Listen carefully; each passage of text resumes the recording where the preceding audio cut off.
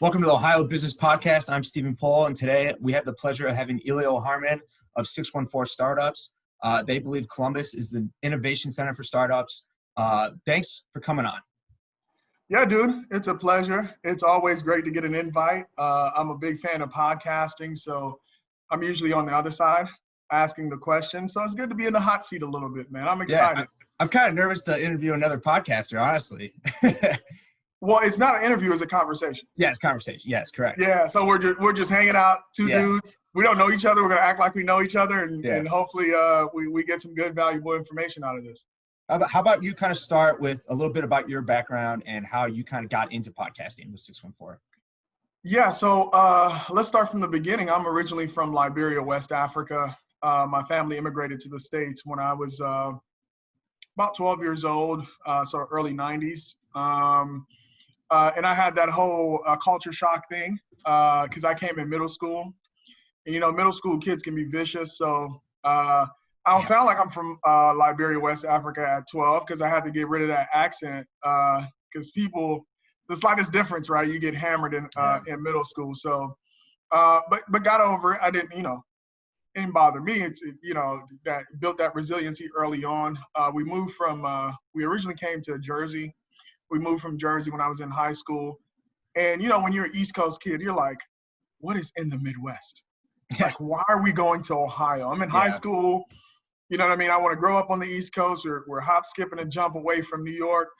I had kind of had my life figured out. But came to Ohio. Ohio grew on me. I love this state. I love specifically Columbus because, most of my time has been spent here. Started off my career in banking. And then moved to healthcare. So my day job, I work in sales and marketing for National Church Residences, which is the largest provider of affordable senior housing in the country. I work in the healthcare division. And then back in 2017, my dog's here, guys. So, part of the whole quarantine recording too. Yeah, a little special guest. Yeah, that's right. Got into podcasting back in 2017. Now, what prompted me to get into podcasting was Cover My Meds acquisition by McKesson for $1 billion. Now, even though I wasn't into the startup world, I thought that an announcement like that doesn't happen overnight. And where was kind of the trickling of, hey, there's a growing company here, they're scaling, and they'd created so much value that they were able to be acquired for $1 billion. The only thing I knew of Cover My Meds was that I would drive down the freeway and there was a building with this weird company name, Cover My Meds, right? Didn't know much else about it. And so I decided to launch a podcast, because my buddy had the equipment. So it was easy, not much of an investment, and he was willing to do it with me. But just with this simple idea that in order for you to have a great ecosystem and not be a one-trick pony, media is a big component of that. So who's going to tell the story of the next Cover My Med and the one after that? And shortly after launching the podcast, kind of in the old Midwestern cliche, everybody's friendly way, everybody that I reached out to, even though nobody knew who I was, I reached out to them and they said yes. And we've been doing the podcast now since 2017. We started off bi-weekly for about the first year. We transitioned to weekly for the last 2.5 years. And it's been going great, man. So that's how I got into podcasting. Now, can you kind of give a description or a summary of what 614 Startups does and kind of how they kind of promote these companies? Yeah, so it's been ever evolving. Mm-hmm. So what I believe as a core belief personally is that narrative matters, images matters, stories matter. What are we trying to do at 614 Startups is evolving. So essentially, we kind of trapped ourselves in the name, 614, the area code for Columbus, but the demand for what we do is expanding. So in fact, we started to dabble in statewide coverage. So the essence or the real problem that we're discovering based on customer feedback is that, and again, this is as an aside for business, you can try to go out there and build a business, but the market is going to quickly tell you what it wants.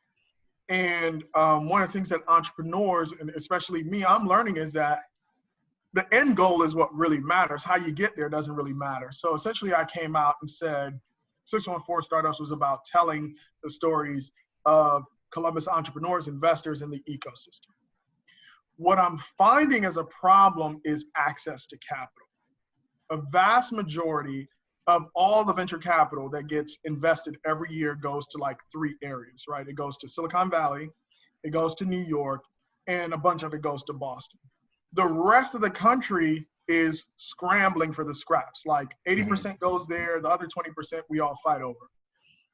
And as a result, startups in ecosystems across Ohio are looking to connect with investors and vice versa.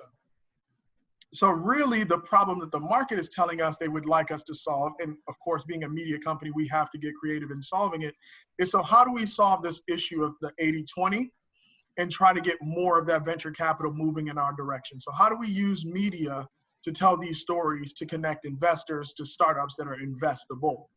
So essentially for 2020, we'll see what 2021 brings. Our mission is really to connect investable companies to investors and try to solve this problem of access to capital. Now, how are you kind of bridge that gap between Ohio and these other, in VC areas? How are you kind of bridging that gap? Yeah, so I think through engagement. So one of the things that you get trapped in is you're constantly working on your business and you're not talking to customers. So really what's different is about creating conversations.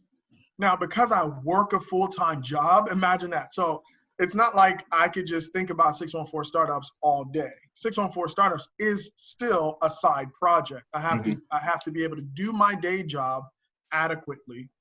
Not even adequately. Adequately is a very, very low bar. I have to excel at my day job while I'm scaling another business. So one of the things that you realize very, very quickly is that you have time, you're constantly under time pressure.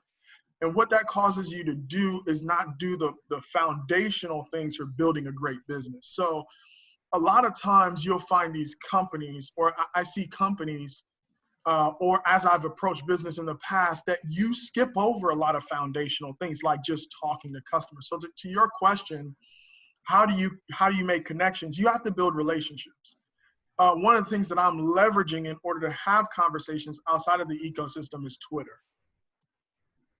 Of all the platforms that I've kind of experimented with, Twitter is the one where a lot of these investors are actually engaged in conversation. It's a great community. Yep. Yeah. Now, there's a lot of startup talk. There's a lot of stuff on there. I'm like, yo, are you just flexing for Twitter right now? Like, like probably only 5 people on here understand what you just said. Yeah.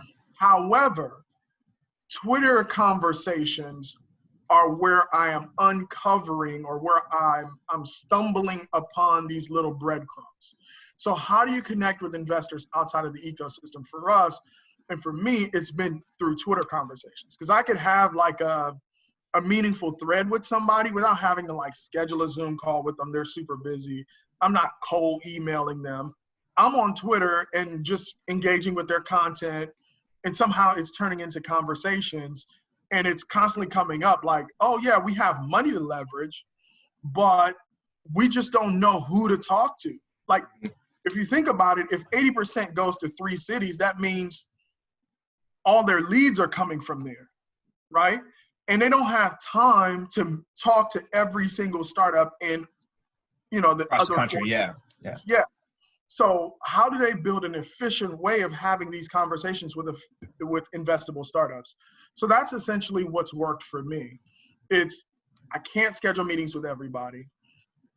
They certainly can't schedule meetings with some random dude out in Columbus, Ohio. Yeah. But they sure will engage with some random person. I could have been a bot, but they will sure talk to a bot on Twitter, which is incredible, right? So, for all the things that social media can be the worst part of humanity for, at least we're talking to people who have influence in like little quick threads. Twitter has been great. So that's how I've been communicating with these folks. Man, with social media, you really got to use it to your benefit and just totally cut out all the noise, Yeah.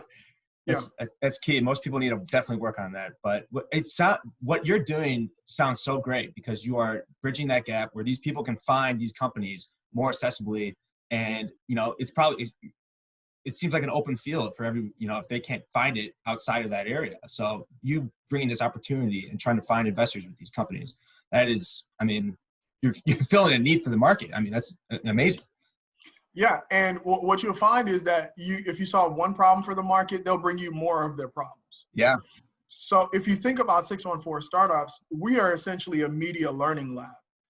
Like, we haven't decided what we want to be when we grow up. We're like, this week we're going to be a police officer. And like next week we're going to be a firefighter. But next week we might be the mayor of the town. So it's like, with that laboratory mindset, we're experimenting. And, Simon Sinek has this talk, and I don't know exactly where the talk was, to direct people to it. But essentially he talks about the long game. So I don't think 614 Startups gets to the point where we solve a problem completely. 614 Startups just keeps solving problems. Like, our company is just a running list of startup and investor problems. And we just keep solving it. And because we solved the previous problem, they'll bring us another. And so in some future, I don't doubt that we will be solving another problem that matters. But for now, the problem that we're solving is access to capital. Now, kind of talk about the Columbus landscape with startups, and just for the listeners out there, what the Columbus landscape is, kind of what it looks like for startups right now. Man, I wish I can only give my perspective, right? So I think from my perspective, there are a lot of very, very talented people out there. But I think we are right now in the learning phase. We're trying to figure out as a community what this whole startup thing is really about. So, for example, I think to a certain extent, people use the word startup and they're using it interchangeably with a lot of other concepts in business. So I don't even think as an ecosystem, we've agreed what something as simple as the term startup means, right? So I think right now we are so young as an ecosystem, we're just trying to figure this game out. We have the talent, we have the resources. I think once we kind of learn a little bit about the game, we will accelerate our growth much quicker than we are currently accelerating at. And who's to say this is not the right pace, right? Because it is possible to break Columbus by growing too fast. So all the things that I like about the city, you can see how cities like San Francisco, you can see some of the benefit. Clearly you can see the benefits, but you can also realize that there's been some damage done to communities and affordability and all of that stuff, right? So who's to say we're not growing at the right pace? I'm not making a judgment about whether or not we're ahead or behind. What I'm simply saying is that my observation is that we're still learning about this thing called startups, and that's good. I think we have some excellent companies that are kind of leading the way. So, of course, we had Covered by Meds, followed by Root, followed by Beam Dental, followed by Script Drop. So there are companies that are emerging and growing. Popcom is another one, innovating in different ways to raise money through crowdfunding versus going the traditional VC route. So we have a lot of great things happening. I think we're just an ecosystem that's still learning, which is good. Yeah, we're young. I mean, New York, all the places you listed, they've been doing this for a while. So Columbus has a lot of good things going for them. We got a strong market.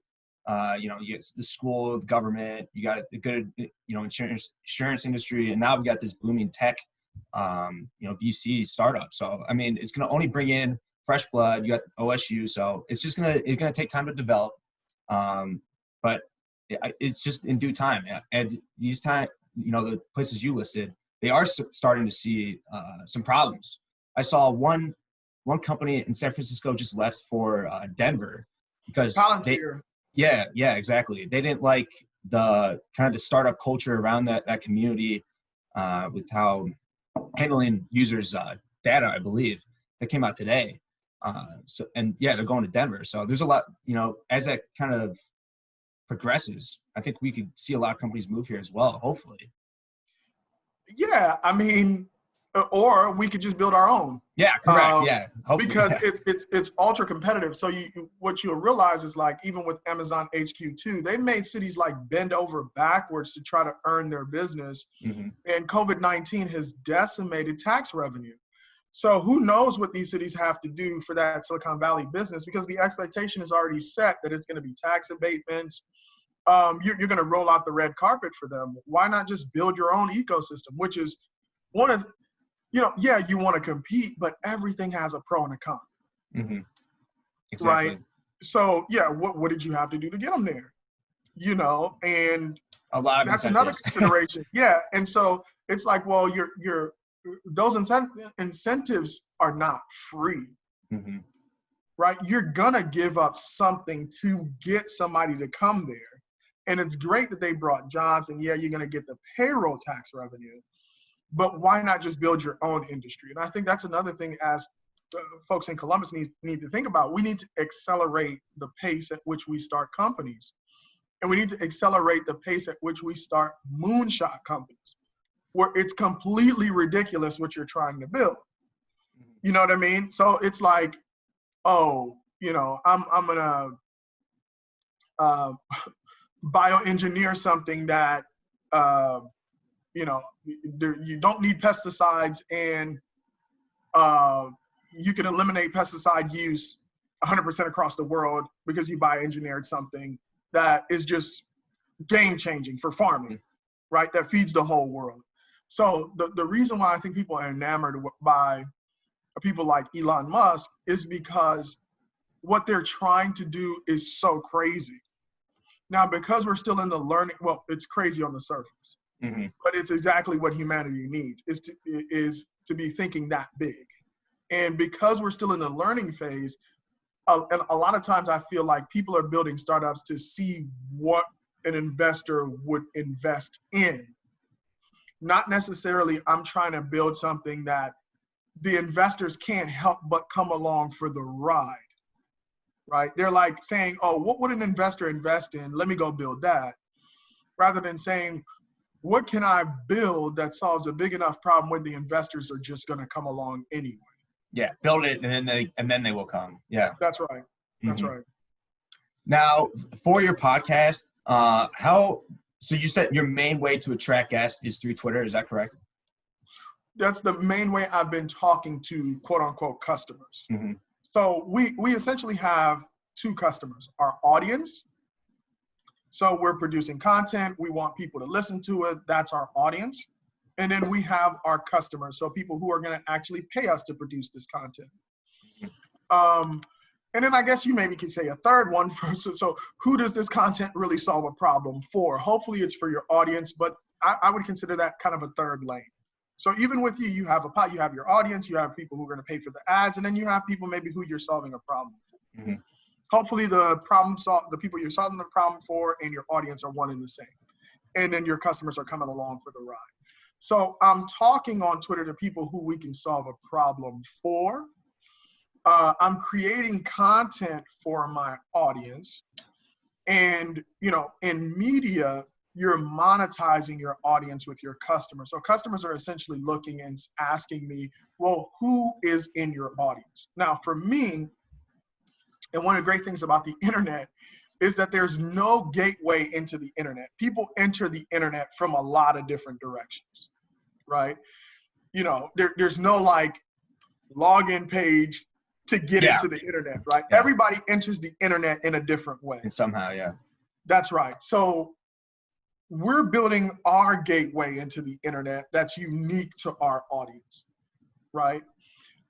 And for us, the audience that we want to build is this very, very, very small micro audience of startup founders that are actually building companies. We're not talking about people who are simply interested in entrepreneurship.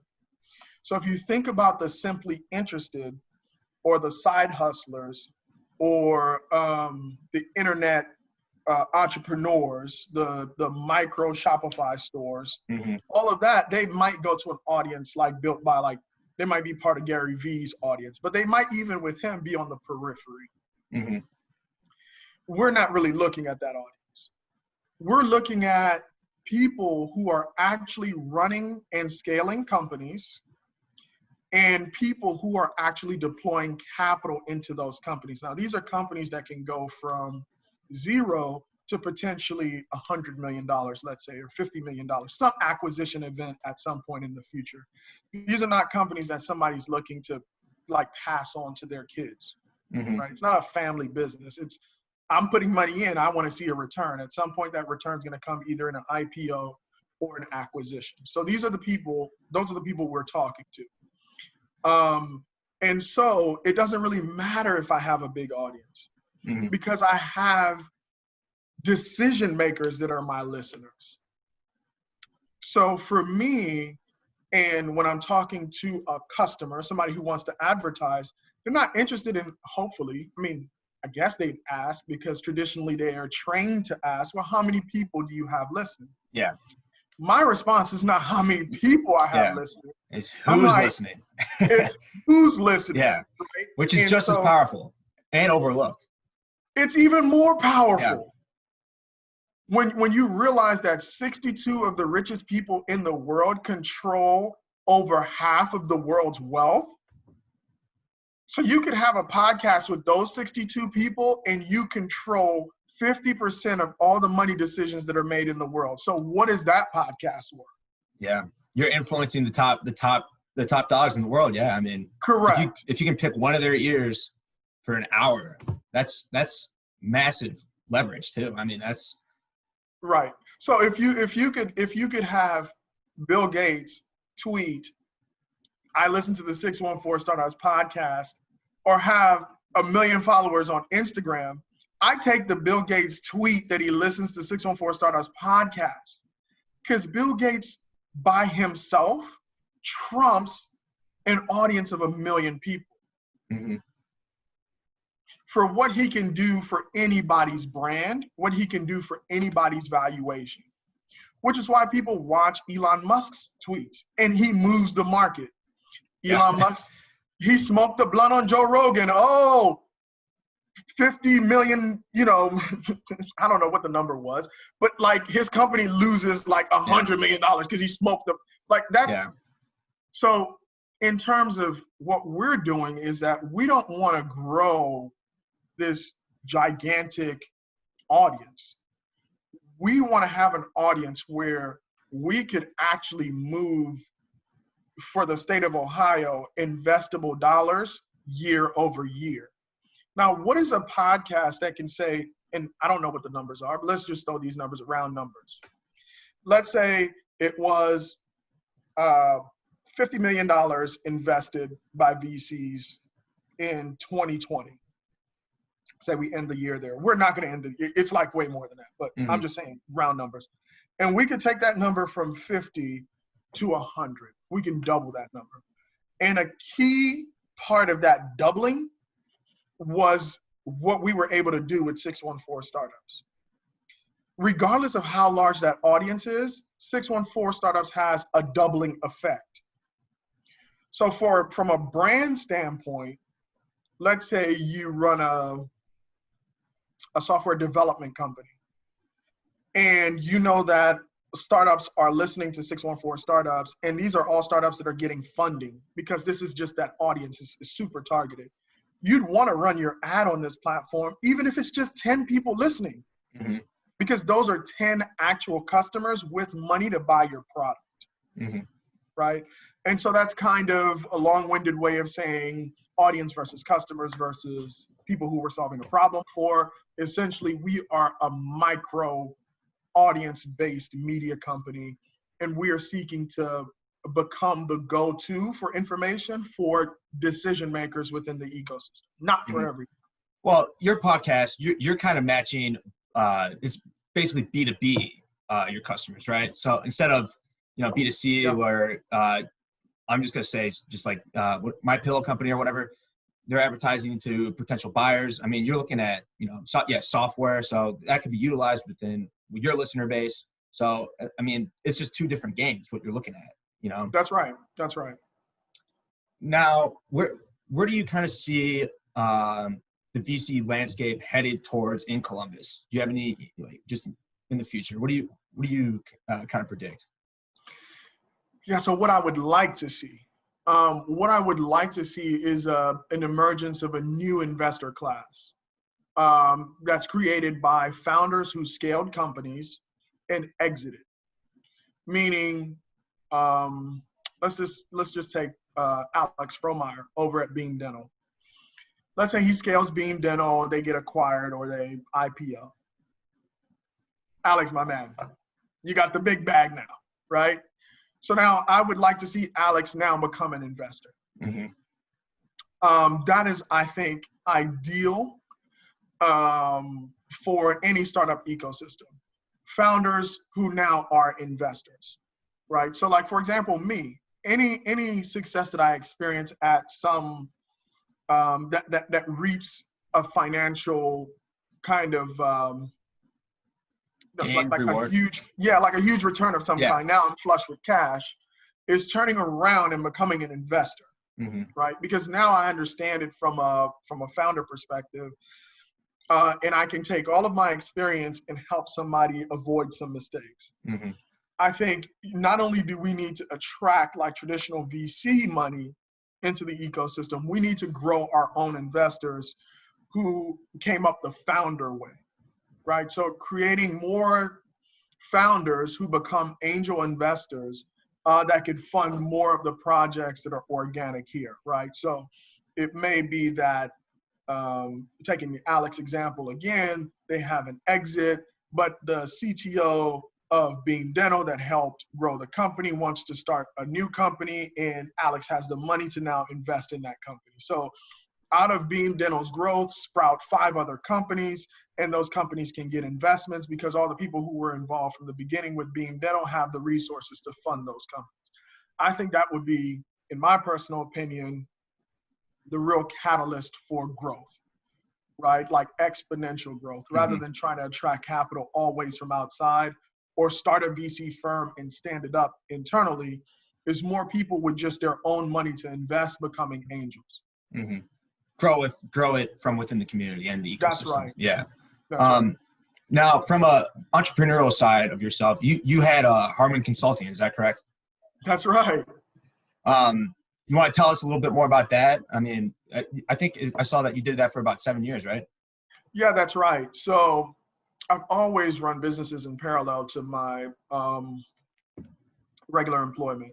Mm-hmm. Now, it's always been available, but now technology has made it widely available. So like I know you have a company that you probably run during the day, and you're running a podcast as well.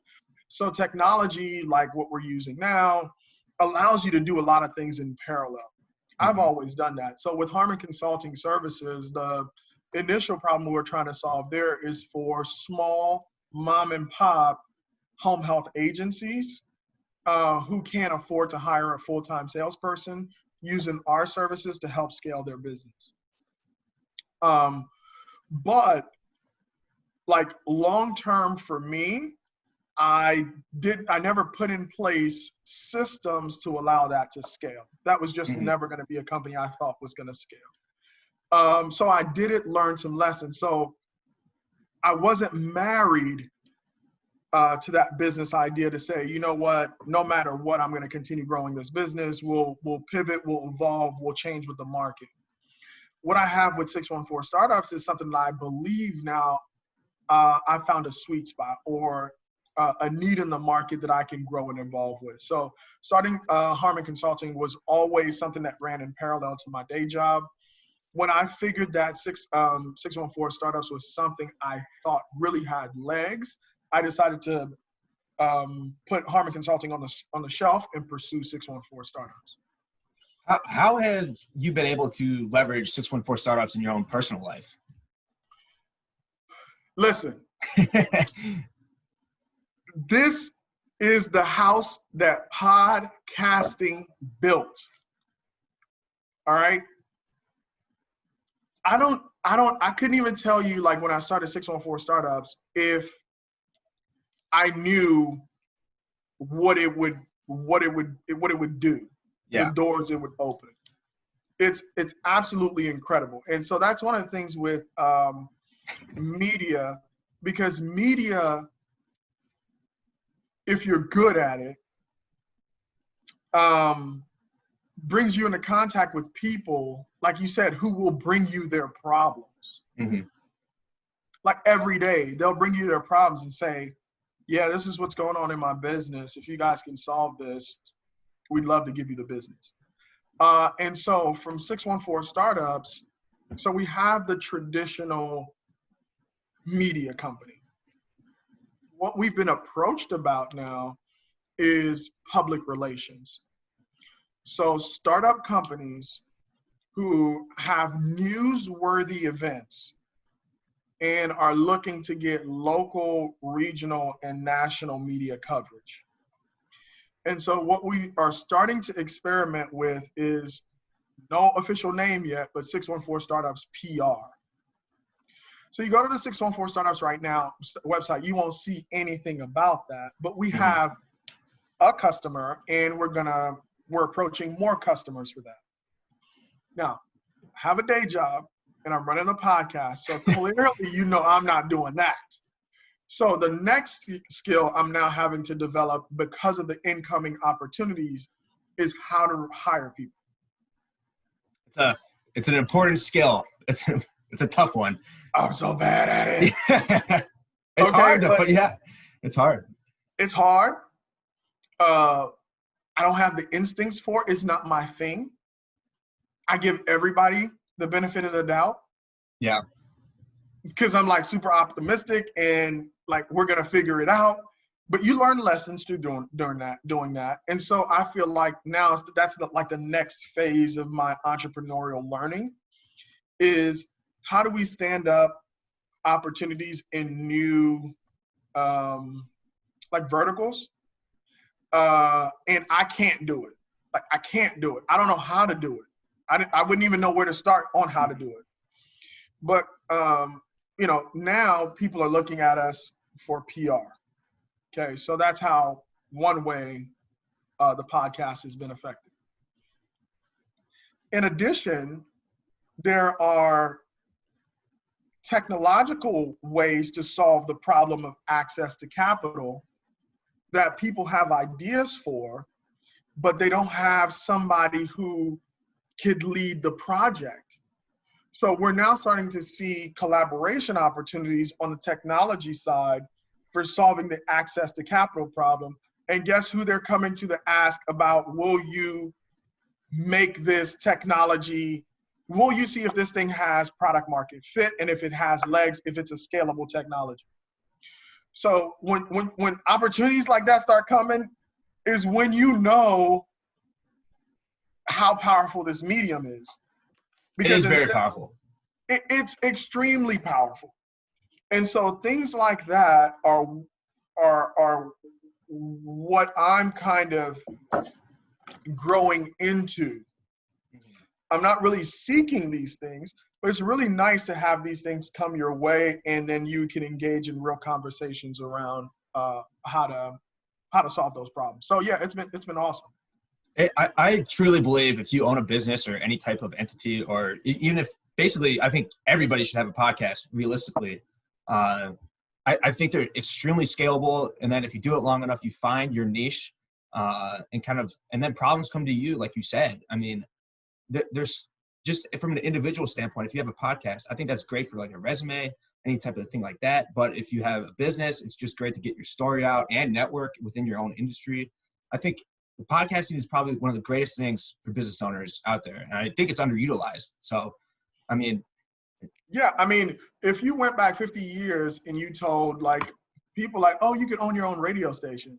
People be like, I'll give you, yes. How much do you want? Like, oh, it's free. What?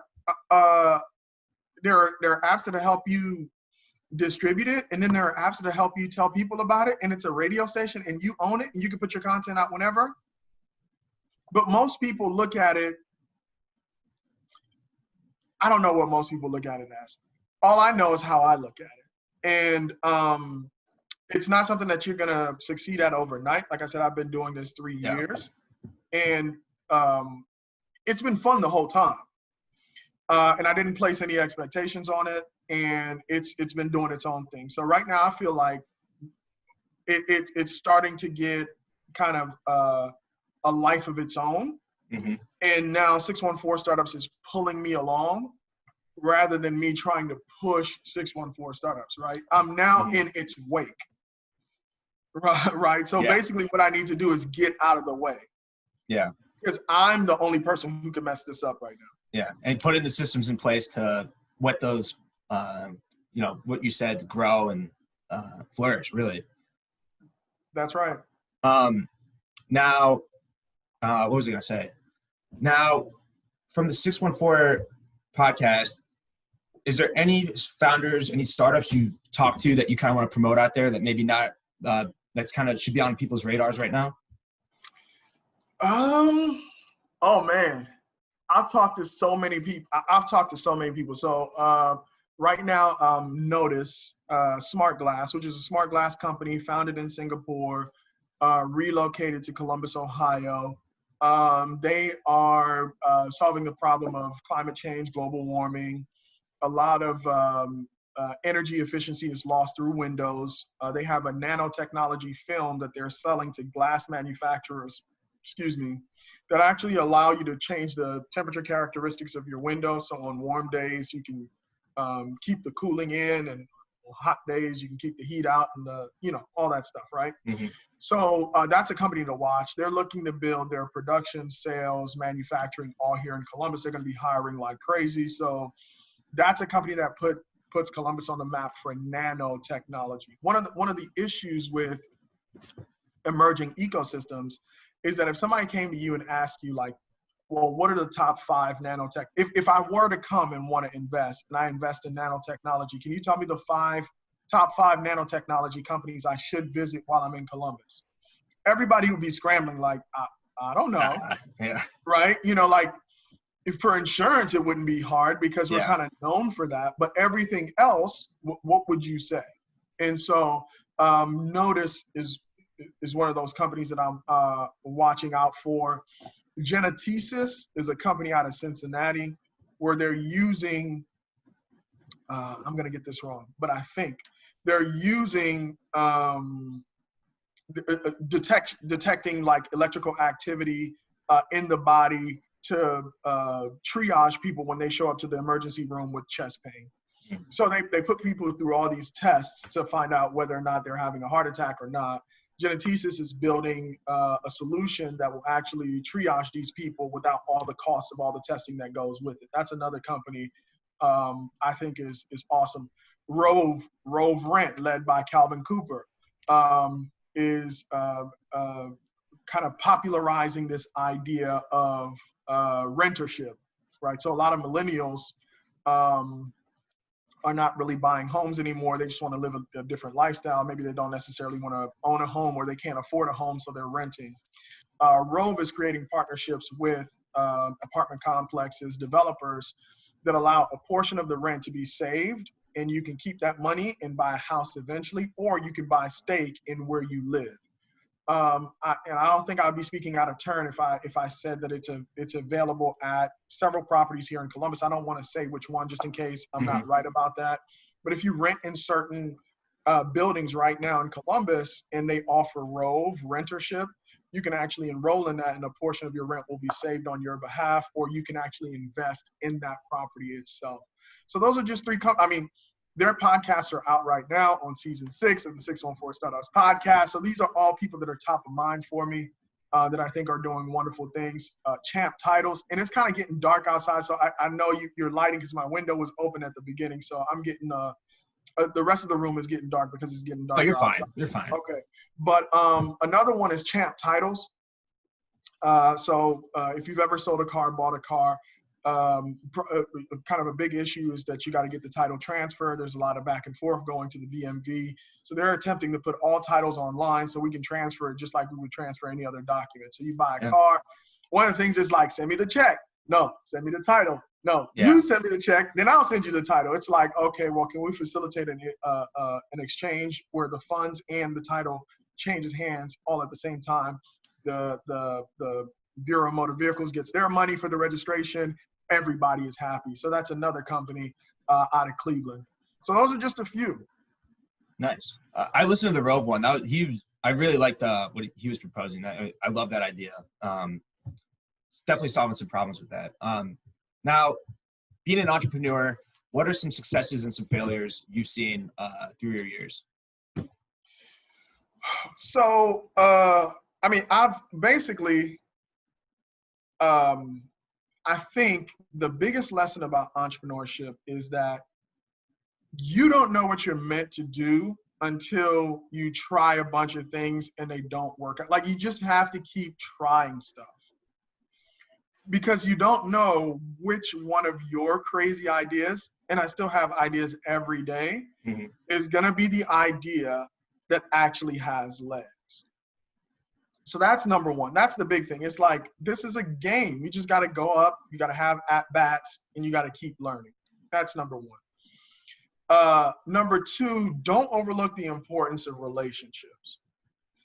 Like, one person making a phone call is worth all the hard work in the world, right? So one of the things that you can't take for granted is how important every single person along the journey is going to be, right? And just take the time to build relationships with people.